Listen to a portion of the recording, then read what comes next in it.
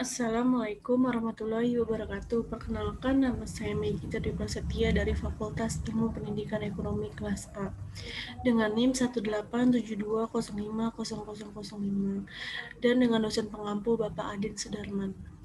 Saya di sini akan menjelaskan tentang pemberdayaan wakaf di Indonesia, yaitu dalam rangka proyek UTS 2020. Dasar hukum. Dasar hukumnya itu yang pertama UU nomor 41 tahun 2004 tentang wakaf, yang kedua PP nomor 28 tahun 1977.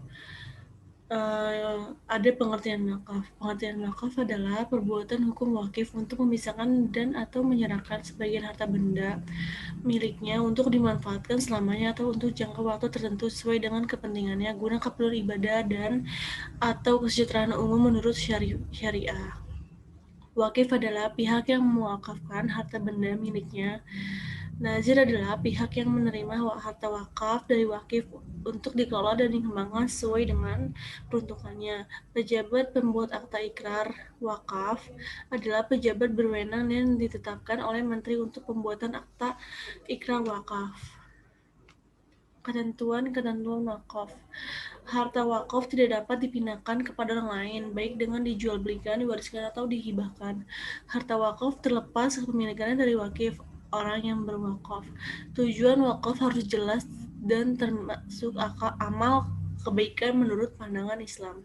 Harta wakaf dapat dikuasakan kepada pengawas yang mempunyai hak untuk ikut menikmati harta wakaf sekedar perlunya dan tidak berlebih-lebihan.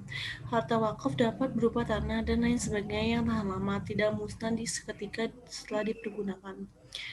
Unsur-unsur wakaf ada orang yang berwakaf, wakif.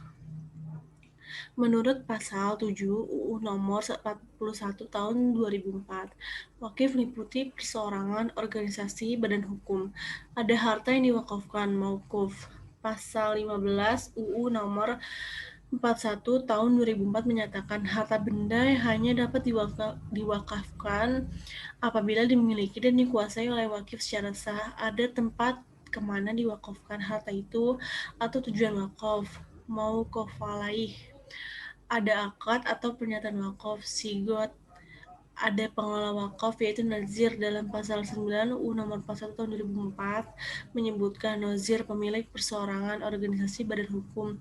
Ada jangka waktu yang tidak terbatas. Macam-macam harta benda wakaf. Benda tidak bergerak meliputi yang pertama hak atas tanah sesuai dengan ketentuan peraturan perundang-undangan yang berlaku baik yang sudah maupun yang belum terdaftar. Yang kedua, bangunan atau sebagian bangunan yang terdiri di atas tanah sebagai tersebut pada angka 1 tersebut di atas tanaman dan benda lain yang berkaitan dengan tanah. Hak milik atas satuan rumah susun sesuai dengan ketentuan peraturan perundang-undangan yang berlaku. Benda tidak bergerak lainnya sesuai dengan ketentuan syariah dan peraturan perundang-undangan yang berlaku. Yang B, benda bergerak meliputi uang logam mulia, surat berharga, kendaraan, hak kekayaan intelektual, hak sewa benda bergerak lainnya sesuai dengan ketentuan peraturan perundang-undangan yang berlaku seperti mushaf, buku, dan kitab. Peruntukan harta benda wakaf yaitu sarana dan kegiatan ibadah, sarana dan kegiatan pendidikan serta kesehatan, bantuan kepada fakir miskin, anak terlantar, yatim piatu, beasiswa kemajuan dan peningkatan ekonomi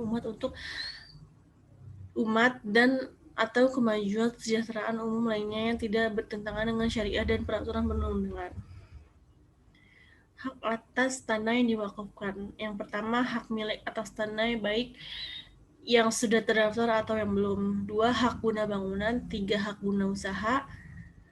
4, hak pakai atas tanah yang sudah ditingkatkan menjadi hak milik.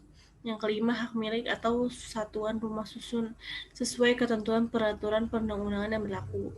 Tanah negara yang di atas berdiri dibangun masjid atau makam. Seluruh hak atas tanah dimaksud dapat diwakafkan apabila dimiliki dan dikuasai oleh wakif secara sah, tidak dalam sitaan, sengketa, dan tidak sedang di jaminan bank. Persyaratan untuk mendaftarkan tanah wakaf, sertifikat hak atas tanah yang bersangkutan atau tanda bukti pemilikan tanah lainnya, surat pernyataan dari yang bersangkutan bahwa tanahnya tidak dalam sengketa, ikatan, sitaan, dan tidak dijaminkan di bank yang diketahui oleh kepala desa atau pejabat lain yang setingkat yang diperkuat oleh camat. Akta ikrar wakaf atau akta pengganti akta ikrar wakaf, lihat SPOPP. Harta benda wakaf dilarang dijadikan jaminan sita, dihibahkan, dijual, diwariskan, ditukar, atau dialihkan dalam bentuk pengalihan hak lainnya. Tata cara pendaftaran sertifikat tanah wakaf dilakukan berdasarkan akta ikrar wakaf atau akta pengganti akta ikrar wakaf terhadap tanah yang sudah berstatus milik didaftarkan menjadi tanah wakaf atas nama nazir. Terhadap tanah hak milik yang diwakafkan hanya sebagian dari luas keseluruhan, harus dilakukan pemecah sertifikat hak atas tanah dahulu, kemudian didaftarkan menjadi tanah wakaf atas nama nazir.